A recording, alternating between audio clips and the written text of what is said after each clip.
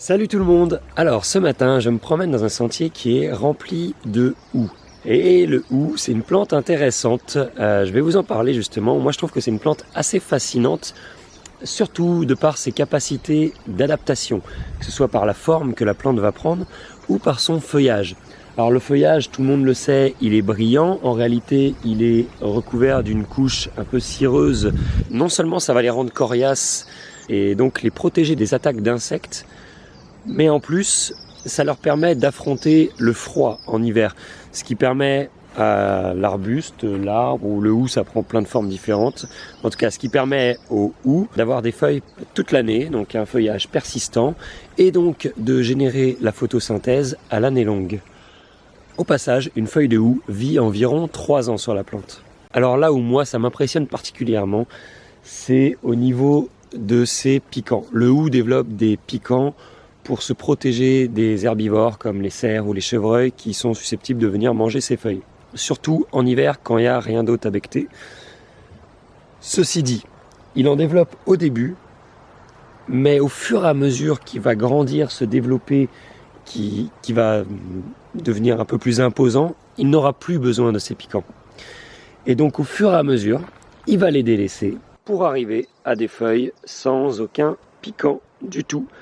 Alors même s'il présente des feuilles qui sont sans piquant, il y a les mouettes qui se battent de l'autre côté parce que je suis en bord de mer en réalité. Et oui, le houx pousse partout, pas que dans les sous-bois comme on voudrait le croire.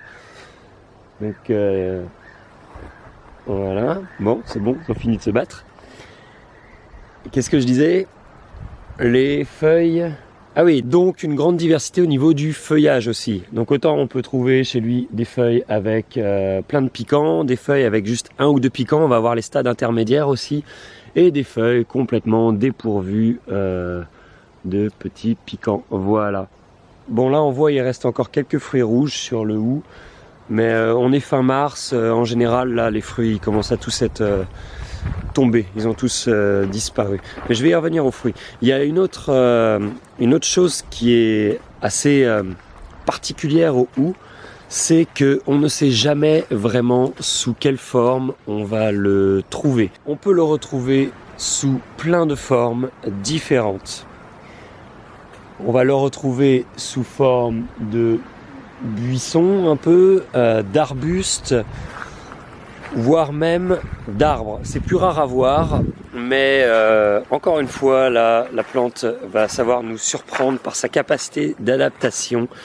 En fonction de son milieu, il va prendre des formes différentes. Et par exemple, si le houx se trouve dans un endroit dégagé, admettons un parc, un jardin, il peut tout à fait prendre la forme d'un arbre, puisqu'il n'aura a priori aucune raison de se développer autrement, il aura tout l'espace pour lui, donc il va développer un vrai tronc et il va devenir un arbre. Mais ça, c'est quelque chose qu'on retrouve d'ailleurs chez beaucoup d'arbres qui vont pas avoir la même forme en fonction de s'ils sont dans des espaces dégagés ou s'ils sont dans des espaces plutôt denses comme des forêts par exemple. Mais le houx a cette particularité-là, et surtout la particularité de pas trop savoir si c'est un arbre, un buisson. Là, par exemple, clairement, je suis devant un arbre.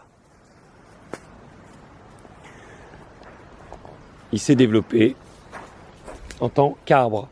Juste à côté, je vais avoir un arbrisseau. Donc comme on peut le voir, le houx peut aussi prendre plein de formes différentes, donc que ce soit ses feuilles ou la forme globale de la plante. Là aussi, un peu plus loin, encore un houx qui s'est développé sous la forme d'un arbre.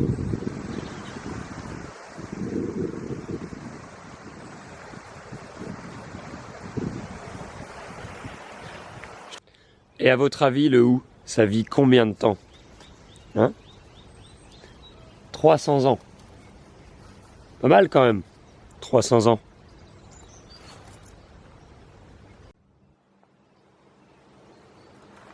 Mais au fait, le houx, ça pousse où? Alors le houx va aimer particulièrement les sols acides.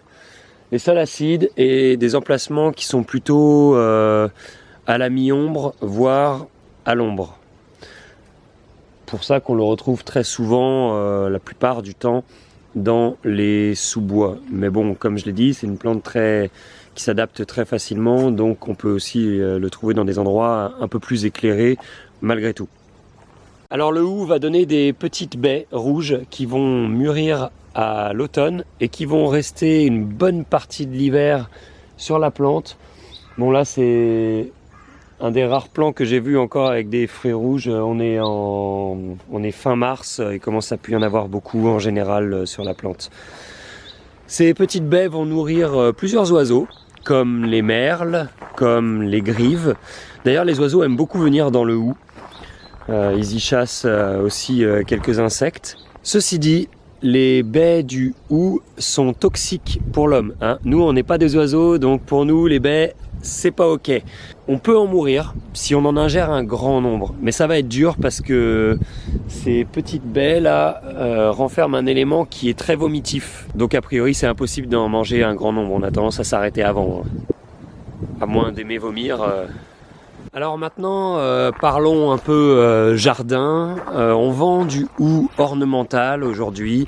Il y a plusieurs cultivars. Donc le hou ornemental va souvent se présenter sous la forme d'un hou panaché. Donc on va trouver différents cultivars, dont certains assez rustiques qui peuvent tenir jusqu'à moins 10, moins 15 degrés.